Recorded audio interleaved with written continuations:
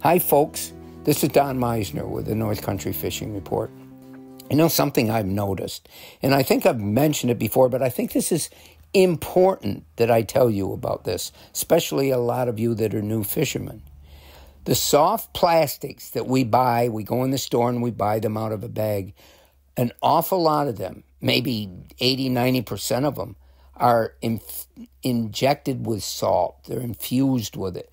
So, and that does a number of things. Number one, it increases the weight of the soft plastic so you can cast it farther. It sinks at a different rate. There's a lot of reasons. It also makes the fish like it more. You know, salt is something, unfortunately, most of us love.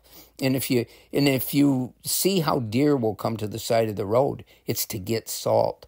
Salt is something that really draws almost everything, and especially fish. So they inject these soft plastics with salt because they figure the fish will like them better, keep them in their mouth better. But so what happens to the soft plastic lure itself? Now, if it doesn't have a hook in it, or it's not going to be any good for you to fish with if it doesn't have a hook.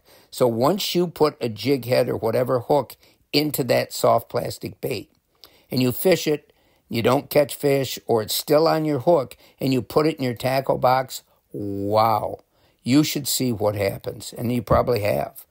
It won't appear at first, but anything that's metal in there will start rusting. And I've learned the hard way. I've had a wonderful selection, a beautiful tackle box full of some of my favorite plastics so that I'm ready to grab them and fish no matter what I'm fishing for. And if that sets over the winter and then I open it again in the spring, oh my God, what a mess. The salt has rusted all the hooks. They're ruined. And I want to save you the problem. I've also told you the same thing happens when you mix different plastics together. You may have a bunch of twister tails or paddle tails or plastic worms or whatever. And if you put them in a bag together or in a tackle box together and they stay together very long, they're going to start melting each other. Or the dye or the color in one lure will leach over into another.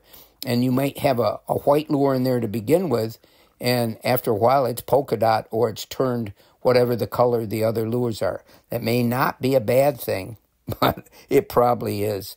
And so there's so many reasons why storing your lures and understanding that what your lures are made out of can affect how long they last, I think will make a big difference as you go forward. It certainly is with me.